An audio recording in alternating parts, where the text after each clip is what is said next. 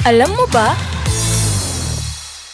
Sa pagsisimula ng impeachment trial ni Vice President Sara Duterte ngayong araw, marami ngayon sa mga Pilipino ang nakatutok sa kung ano ang magiging kahihinatnan nito pagkatapos ang mahigit 3 buwang paglilitis.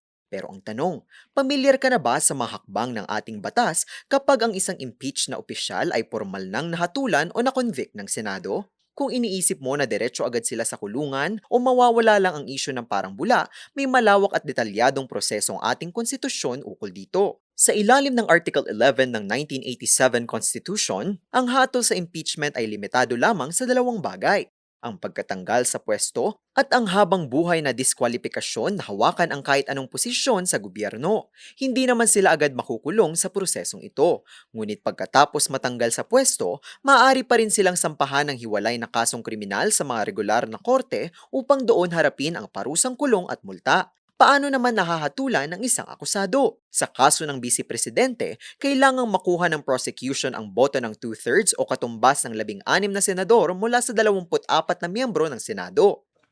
With 21 senators present, the chair declares the presence of a quorum.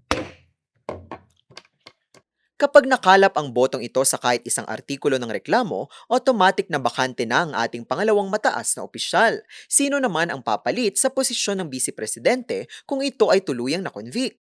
Ayon sa Article 7 Section 9 ng batas, ang kasalukuyang Pangulo ang may kapangyarihan na pumili at mag-nominate ng ipapalit mula sa mga kasalukuyang senador o kongresista. Ang napiling nominee naman ay kailangang bumahagi at makuha ang mayoryang boto ng kumpirmasyon mula sa parehong kapulungan ng Kongreso bago opisyal na maupo. Sa kabuuan, ang mga prosesong ito ay isang realidad na nagpapakita na ang kapangyarihan ng pamahalaan ay mananatiling balanse sa pamamagitan ng mga check and balances ng ating mga sangay. Ang mga hakbang na ito ay isang mahalagang kaalaman upang maunawaan ng masa ang mga opisyal na takbo ng ating saligang batas sa oras ng mga legal na krisis.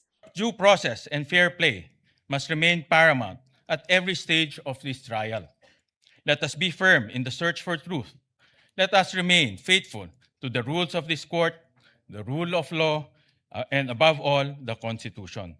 May trivia ba kayong nais malaman? I-comment na yan at ito ay aming aalamin. Ngayon, alam mo na!